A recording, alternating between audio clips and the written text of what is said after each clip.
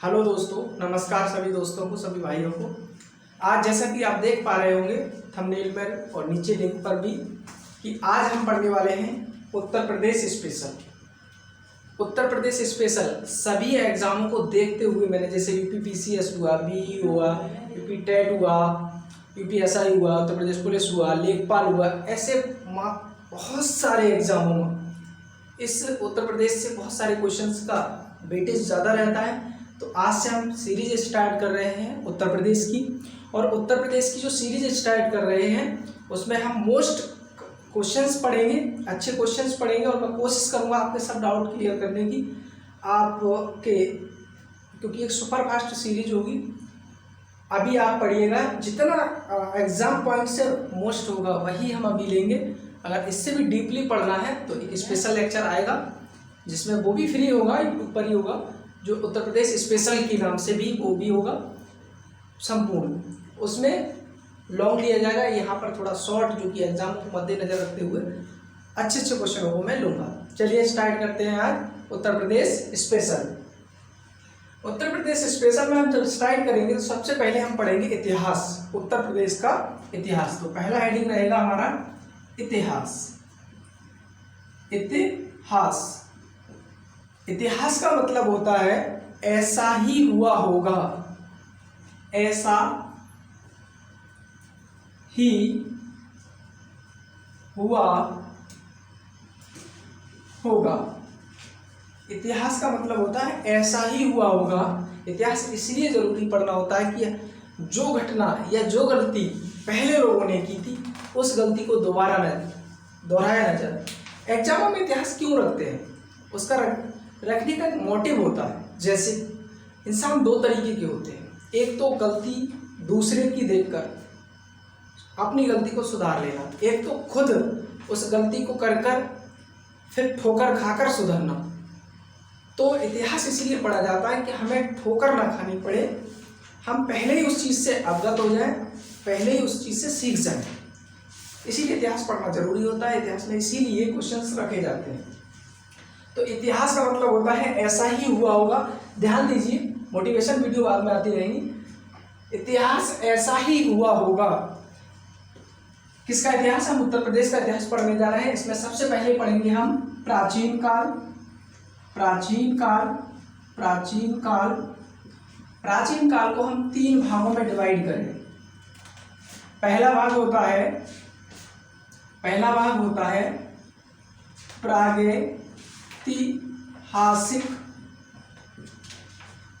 प्रागैतिहासिक काल।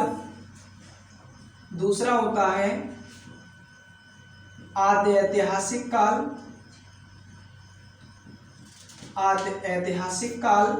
तीसरा होता है ऐतिहासिक काल। इन तीनों में अंतर क्या है तो मैं कुछ समझाने की कोशिश कर रहा हूं, ध्यान से सुनिए, क्योंकि सारी चीजें लिखी नहीं जा सकती। प्रागैतिहासिक काल, आदि ऐतिहासिक काल, ऐतिहासिक काल, इन तीनों में डिफरेंस ये है कि प्रागैतिहासिक काल में हमें अवशेष मिले बट उनको पढ़ा नहीं जा सका। जब अवशेष मिले, अवशेष पर कुछ लिखित नहीं मिला, और ना ही लिखित मिला और ना ही पढ़े जा सके, केवल इसमें क्या मिले? अवशेष। इसमें क्या हुआ?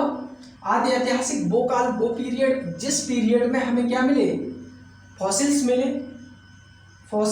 और फॉसिल्स पर कुछ ना कुछ लिखा हुआ, यानी अवशेष पर कुछ ना कुछ लिखा हुआ मिला, बट उनको पढ़ा नहीं जा सका। ऐतिहासिक काल वो काल होता है जिसमें हमें फॉसिल्स मिले, मतलब अवशेष तो मिले, अवशेष पर लिखा हुआ भी मिला, और उनको पढ़ा भी जा सका। तो प्रागैतिहासिक काल में हम पढ़ते हैं पाषाण काल, और पाषाण काल के हम तीन रूप पढ़ेंगे इसमें: नवपाषाण काल, मध्यपाषाण काल और पुरापाषाण काल।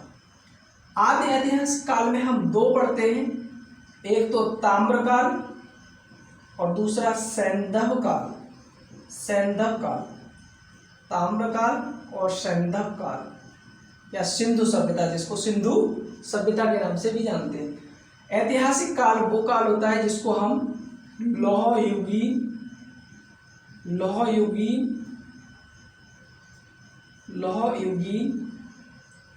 काल भी कहते हैं, लौह युगीन काल। इसमें हम उत्तर प्रदेश में दो जगह से पढ़ते हैं। एक तो हम पढ़ते हैं उत्तर प्रदेश के दो जगह से इसको देखा जाएगा, एक हस्तिनापुर और एक अतरंजी खेड़ा। दो जगह हस्तिनापुर और अतरंजी खेड़ा, ठीक है। थोड़ा थोड़ा मैं इनके बारे में भी समझा देता हूं। प्रागैतिहासिक काल में पाषाण काल में हम पढ़ेंगे नवपाषाण काल, मध्यपाषाण काल और पुरापाषाण काल। नवपाषाण काल में क्या पढ़ेंगे हम, क्या होता है नवपाषाण काल में, जो क्वेश्चंस आते हैं इसके। नवपाषाण काल में 3 साक्ष्य मिले हमें। नवपाषाण काल की जानकारी कहाँ से मिलती है? 3 घाटियों से मिलती है। पहली घाटी है, यहां तक दिख रहा, 3 घाटियों से मिलती है। पहली घाटी है बेलन घाटी, और दूसरी है बेलन घाटी, दूसरी है सिंगरौली घाटी, और तीसरी है हमारी बेलन घाटी, सिंगरौली घाटी, और तीसरी है हमारी बेलन घाटी हमारी इलाहाबाद। कहाँ पर पड़ती है ये? इलाहाबाद में। और जो सिंगरौली घाटी है वो कहाँ पड़ती है? सबको ही पता है उसको, कहाँ पड़ती है ये? सिंगरौली घाटी सोनभद्र। कहाँ पड़ती है? सोनभद्र में। और तीसरी है हमारी चकिया घाटी। क्या है? चकिया घाटी। और चकिया घाटी कहाँ पड़ती है? जो चंदौली जिले में, 3 जगह से हमें नवपाषाण काल के साक्ष्य मिले, फॉसिल्स मिले। बेलन घाटी इलाहाबाद, सिंगरौली घाटी सोनभद्र, और चकिया घाटी से चंदौली घाटी, जिसमें हमारे कुछ महत्वपूर्ण है। जैसे बेलन घाटी की एक जगह है जहां से हमें क्या मिला था? इलाहाबाद में स्थित है एक दहमाबाद। कहाँ क्या है? दहमाबाद, या फिर बोलते हैं इसको लोहदा नाला, या बोलते हैं दहमाबाद नहीं, लोहदा नाला। क्या है? लोहदा नाला जो कहाँ स्थित है? इलाहाबाद में। और यहाँ से हमें क्या मिला है? सर्वप्रथम यहाँ से मिला है हमें अस्थियों से बनी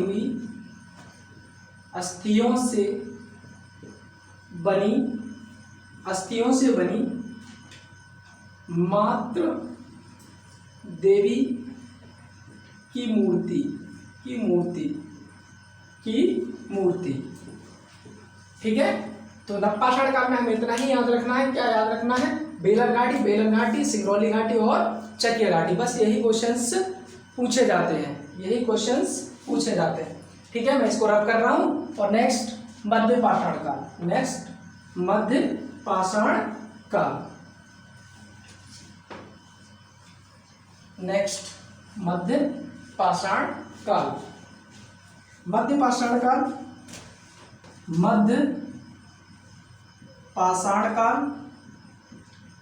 मध्यपाषाण काल में क्या इंपॉर्टेंट है?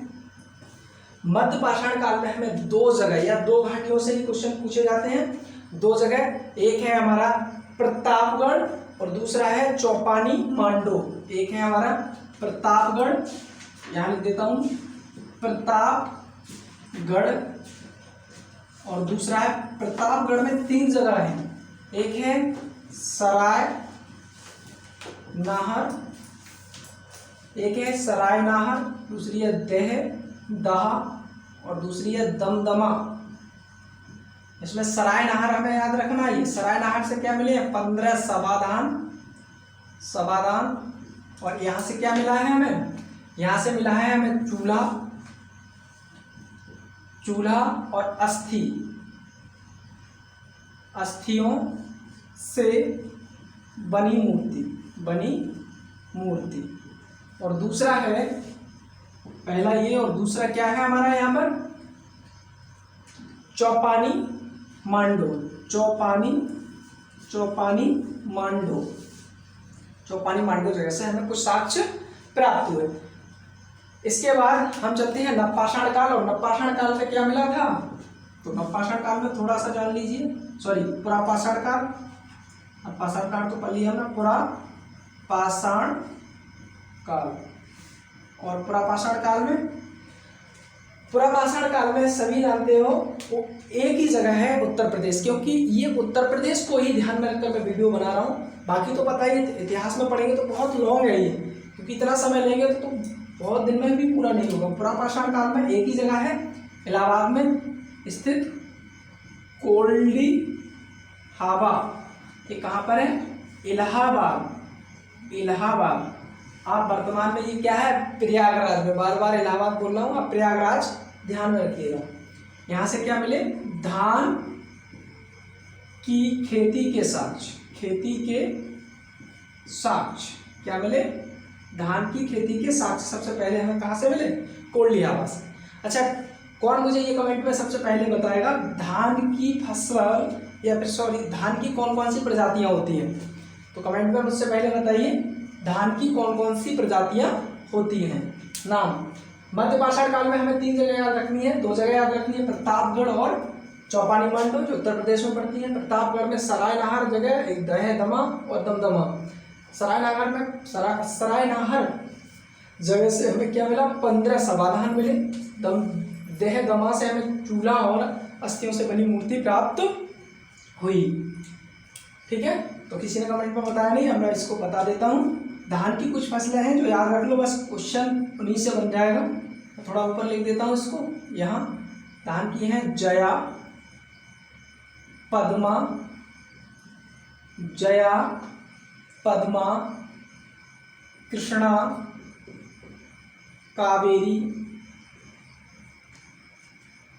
जगन्नाथ,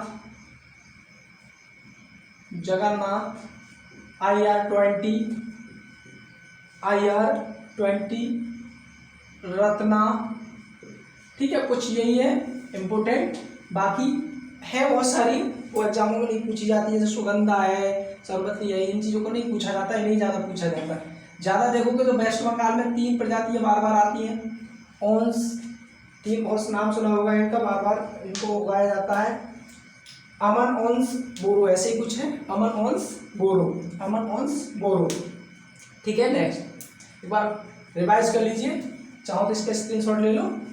चलते हैं नेक्स्ट पुरापाषाण काल, मध्यपाषाण काल पढ़ने के बाद हमें महाजनपद काल क्या पढ़ना है, महाजनपद काल, महाजनपद काल, महाजनपद काल।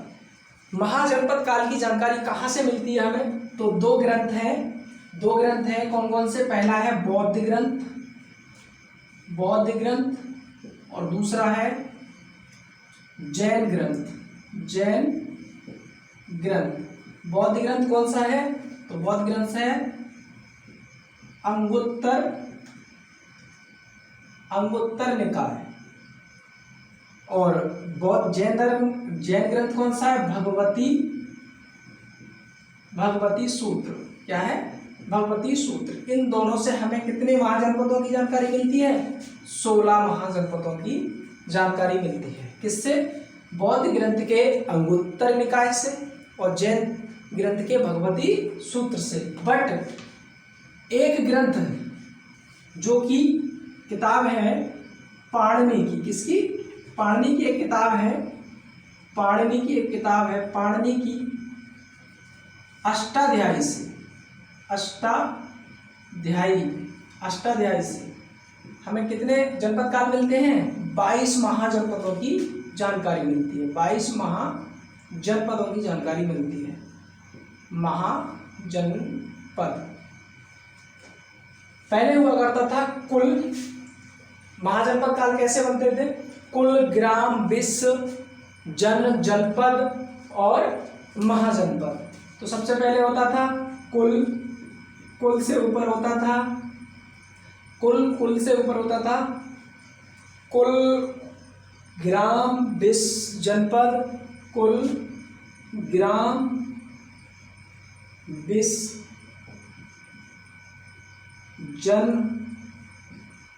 जनपद, और जनपद से बनता था महाजनपद, महाजनपद, जनपद, जन, विश्व, ग्राम, कुल। कुल का प्रधान कुलपति, ग्राम का ग्रामीणी, विश्व का विश्वपति, जन का जनपति, महाजनपद का राजा, इसी तरीके से हुआ करते थे। तो इसी में 22 जनपदों का उल्लेख मिला है। आपसे क्वेश्चन कई बार पूछा जा चुका है या पूछा जा सकता है कि बताइए किस में दर्शाया गया है कि 16 ना होकर 22 महाजनपद थे भारत में। तो किसमें है? अष्टाध्यायी में। पाणिनि की अष्टाध्यायी को ही सर्वप्रथम हिंदी ग्रामर की बुक बोलते हैं। हिंदी ग्रामर, हिंदी व्याकरण की जानकारी मिलती है। जानकारी इसमें 30 अक्षरों के बारे में जानकारी दी गई। बट पाणिनि को जब शिवजी ने डमरू बजाया बताते हैं तब 14 सूत्र उससे निकले। उसमें से जो 14 अक्षर थे उनका ज्ञान हुआ पाणिनि को। तब टोटल मिलाकर कितने हुए? 44 अक्षर हुए, जिससे हमारा क्या बनता है? व्याकरण। जिससे क्या बनता है? व्याकरण। महेश्वरी सूत्र वो सूत्र होते हैं जिनको याद कर लिया जाए तो क्या होता है? हमारी मेमोरी शार्प हो जाती है, बहुत अच्छी हो जाती है मेमोरी, बहुत ज़्यादा शार्प हो जाती है। ठीक है, अब थोड़ी सी बात करते हैं हम किस पर? 16 महाजनपद में से 8 महाजनपद किसमें थे? यूपी में। तो उन 8 महाजनपद और उनकी राजधानी के बारे में चर्चा करते हैं। नेक्स्ट, 8 महाजनपद और उनके बारे में जानकारी, राजधानी के बारे में जानकारी। तो कौन कौन से थे 8?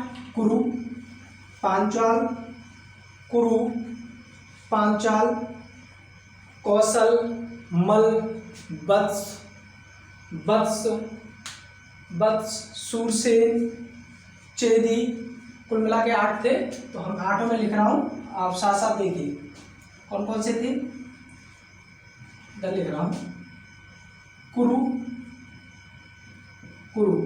ये महाजनपद है, इधर राजधानी। दूसरा कुरु, पांचाल,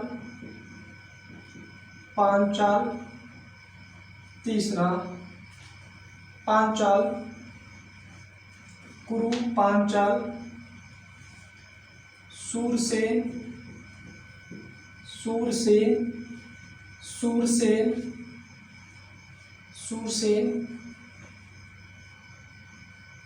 चेदी, काशी, कुरु, पांचाल, सूरसेन, काशी, चेदी, मल, वत्स, और एक कौन सा बच्चा? मल। 6, 7 मल, वत्स, कुरु, पांचाल, सूरसेन, चेदी, मल, वत्स। बताइए कौन कौन सा रह गया? कुरु, पांचाल, सूरसेन, चेदी, काशी, मल, वत्स। 8वां आप बताइए कौन सा रह गया? मैं इसकी राजधानी लिखता हूं, कुरु। कुरु की क्या थी? इंद्रप्रस्थ। क्या थी? इंद्रप्रस्थ। पांचाल की थी अहिछत्र। सूरसेन की थी मथुरा। चेदी की कहाँ थी? चेदी की राजधानी कहाँ थी? चेदी की क्या थी? शक्तिमती। चेदी की क्या थी? शक्तिमती। चेदी की राजधानी क्या थी? शक्तिमती। काशी की क्या थी? वाराणसी को क्या कहा जाता है? जीवित सबसे पुराना शहर किसको कहा जाता है? जीवित सबसे पुराना शहर किसको कहा जाता है? वाराणसी को कहा जाता है। मल को क्या कहते हैं? कुशीनगर।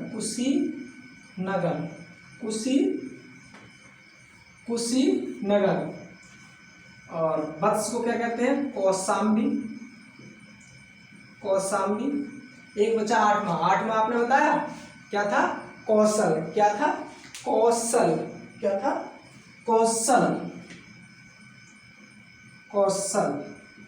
और 8वां जो था कौशल, इसकी राजधानी क्या थी? कौशल की श्रावस्ती, श्रावस्ती और पावापुरी, श्रावस्ती और पावापुरी। तो आठों को एक बार रिपीट कर लीजिए। उत्तर प्रदेश से इंपोर्टेंट है कुरु, इंद्रप्रस्थ, पांचाल, अहिछत्र, सूरसेन, मथुरा, चेदी, शक्तिमती, काशी, वाराणसी, मल्ल, कुशीनगर, वत्स, कौशाम्बी, श्रावस्ती, कौशल। ये 16 वहाँ जनपद हुआ करते थे। बाकी 8 और बचे, इसमें से बिहार में मगध हो गया और उज्जैन हो गया, अवंती हो गया, है ना। तो बहुत सारे वो हमें उत्तर प्रदेश को ध्यान में रखते हुए केवल 8 इंपोर्टेंट थे, मैंने लिख दी। एक बार चाहो तो फिर से रिपीट कर लो। कुरु, इंद्रप्रस्थ, पांचाल, अहिछत्र, सूरसेन, मथुरा, चेदी, शक्तिमती, काशी, वाराणसी, मल्ल, कुशीनगर, वत्स, कौशाम्बी और कौशल, श्रावस्ती। ठीक है, आगे बढ़ते हैं। इसमें से कुछ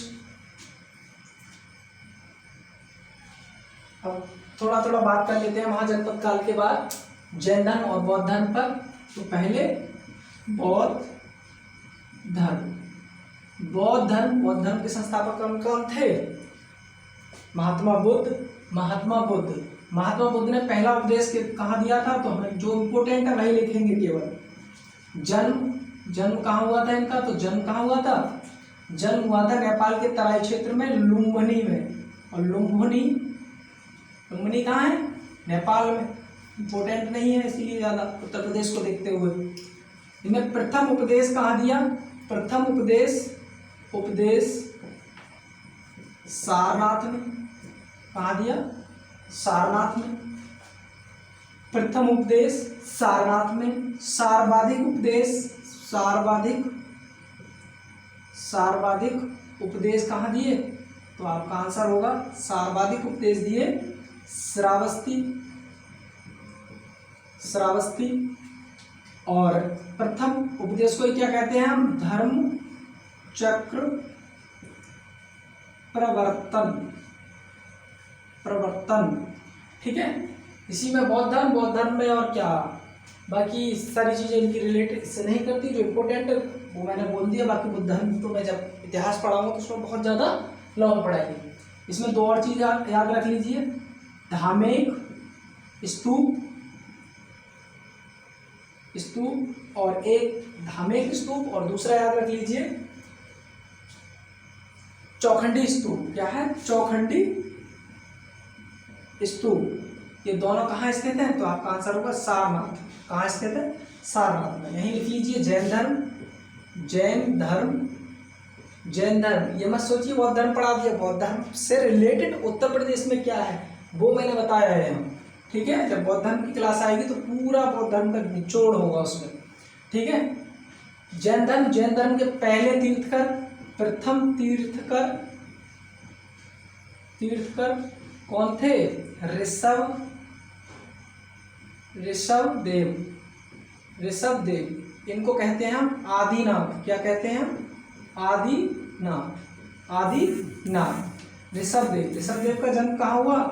तो इनका जन्म हुआ था इक्ष्वाकु भूमि। तो बताइए इक्ष्वाकु भूमि किसे कहते हैं? इक्ष्वाकु भूमि किसे कहते हैं? अयोध्या।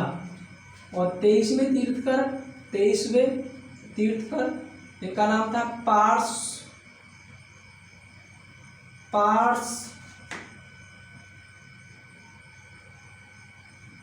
पार्श्वनाथ। और इनका जन्म हुआ था कहाँ? इनका जन्म हुआ था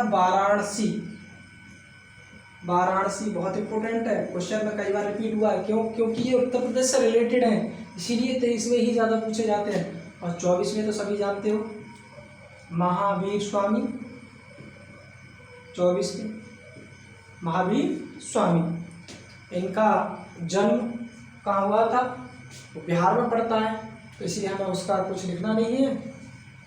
इनकी यशोधरा, त्रिशला माता। ठीक है, पिता इनका बचपन का नाम वर्धमान। ये महावीर जब भी हम जैन धर्म पढ़ेंगे तब पढ़ेंगे। ठीक है, नेक्स्ट चाहो स्क्रीनशॉट ले लो। नेक्स्ट इसमें कुछ वंश आए, उन वंशों की चर्चा कर लेते हैं। उन वंशों के संस्थापक की चर्चा कर लेते हैं। तो वंश और वंश के संस्थापक संस्थापक, उनके संस्थापक और वंश, कौन कौन से वंश थे? एक सूत्र लिखिए, हास्यन मौसुकांद्र,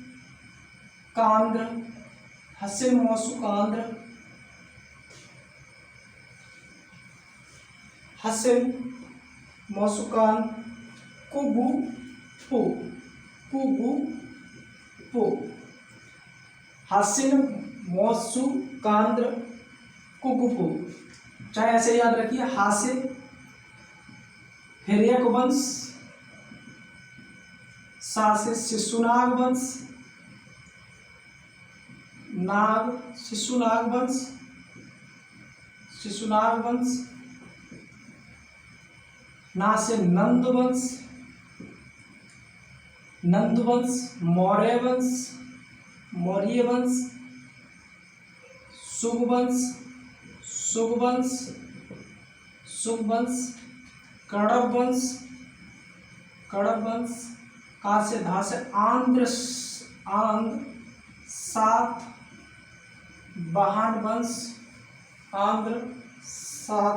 वंश, और कुषाण वंश, और गुप्त वंश, और पुष्यभूति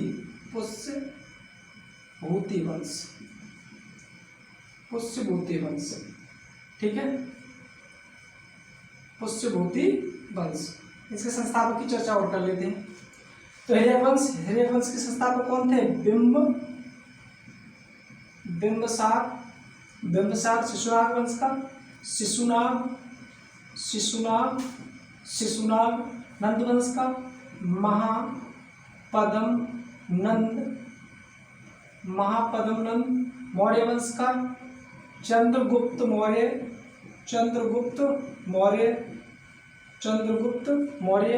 शुग वंश का था पुष्यमित्र शुंग।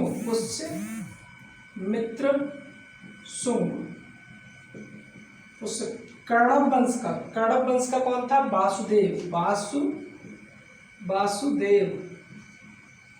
वासुदेव कण्व। आंध्र सातवाहन वंश का संस्थापक कौन था? सिमुक। कुषाण वंश का कौन था? कुजल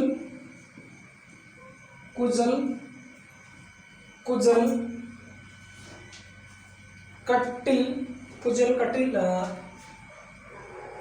कड़फिसेस, एक बार देख लीजिएगा इसको, कड़फिसेस। गुप्त वंश का श्रीगुप्त। पुष्यभूति का प्रभाकर वर्धन, ठीक है। हास्यन मौसुकांद्र कुगुपु, आप जैसा याद करो वैसे याद कर लो, मैंने ये सूत्र भी लिख दिया, बाकी सब मुझे तो याद भी है। हिरण्यक वंश बिंबसार, शिशुनाग वंश नंद वंश महापद्मनंद, मौर्य वंश चंद्रगुप्त मौर्य, शुग वंश पुष्यमित्र शुंग, कण्व वंश वासुदेव कण्व, आंध्र सातवाहन वंश शुमुख, कुषाण वंश का कुजल फडिसिस, गुप्त वंश का श्रीगुप्त, पुष्यभूति प्रभाकर वर्धन। श्रीगुप्त था वास्तविक संस्थापक, इसका चंद्रगुप्त प्रथम था, चंद्रगुप्त द्वितीय था। इसमें हम बात कर लेते हैं, इसमें बात करते हैं कुषाण वंश की बात करते हैं। कुषाण वंश के एक राजा थे कनिष्क, क्या थे? कनिष्क की प्रथम राजधानी और द्वितीय राजधानी। एक राजा दूसरे थे जिनका नाम था हर्षवर्धन, इनकी प्रथम राजधानी और द्वितीय राजधानी। तो कनिष्क को अशोक सेकंड के नाम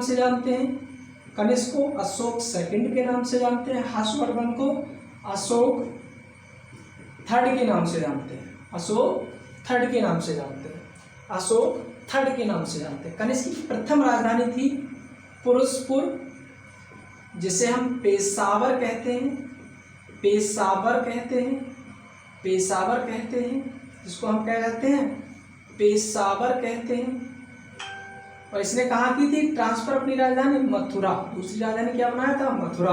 हर्षवर्धन ने पहली राजधानी कहाँ बनाई थी? सबको पता है हर्षवर्धन ने पहली राजधानी कहाँ बनाई थी?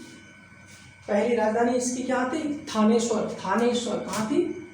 थानेश्वर। और थानेश्वर कहाँ पड़ता है? तो आपको सबको पता है HR हरियाणा में पड़ता है। और दूसरी कहाँ थी? कन्नौज। ठीक है। कनिष्क के राज्य में 2 शैलियाँ चलती थी, कुछ शैलियाँ मिली थी जिसमें आपने देखा होगा गांधार शैली और मथुरा शैली। इसमें 2 शैलियाँ मिली, एक तो थी गांधार शैली, मैं लिख देता हूँ, और दूसरी थी मथुरा शैली। दूसरी कौन सी थी? मथुरा शैली।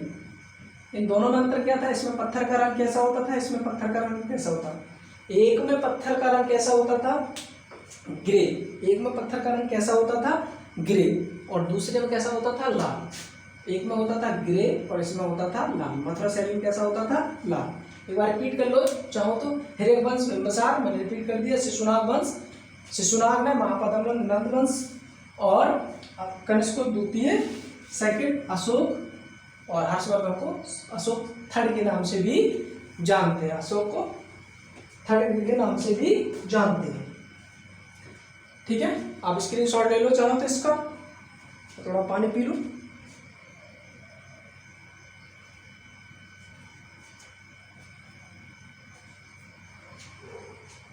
ठीक है दोस्तों, अब इसकी नेक्स्ट क्लास मैंने कोशिश तो इसमें ये की है कि ज़्यादा से ज़्यादा पढ़ा सके। वीडियो ज़्यादा लंबा हो रहा है तो हम नेक्स्ट वीडियो में इसकी दूसरी क्लास अपलोड करेंगे, इससे आगे का अपलोड करेंगे। क्रम वाइज चलेंगे, कुछ भी छोड़ेंगे नहीं, जो भी एग्जाम में आता है। शायद इस क्लास को देखते जाओगे तो आप UPSI वन डे एग्जाम जितने भी वन डे एग्जाम है सारे के सारे क्रैक हो जाएंगे। UPSC प्री PCS प्री के लिए इसमें से बहुत सारे क्वेश्चन आते हैं, ऑब्जेक्टिव में बहुत सारे क्वेश्चन आते हैं। मैंने बहुत सारे पेपर को देखा है, उसमें बहुत सारे क्वेश्चन देखे हैं, इसीलिए मैंने इतना शॉर्ट किया। अगर आप बुक से ज़्यादा इतनी रीडिंग करोगे, ये एक तो मार्गदर्शन है, अगर रीडिंग तो आपको बुक से ही करनी होगी। अच्छा, तो इसीलिए इसको ध्यान में रखते हुए कि वीडियो ज़्यादा लंबा ना हो, तो हम यहीं पर आज विराम लेते हैं। सभी दोस्तों से अनुरोध है मेरा कि चैनल को सब्सक्राइब करें, और वीडियो अच्छी लगी हो तो लाइक ज़रूर करें। जब लाइक करेंगे आप, इससे हमें मोटिवेशन मिलता है। आप शेयर करेंगे तो जल्दी से जल्दी हमारे सदस्य ज़्यादा से ज़्यादा जुड़ेंगे। तो आपको लाइक, शेयर और सब्सक्राइब करना ना भूलें, और हमारी वीडियो को ज़्यादा से ज़्यादा शेयर करें। और वीडियो कैसी लगी ये कमेंट में ज़रूर लिखें। थैंक यू, धन्यवाद, नमस्कार आज के लिए।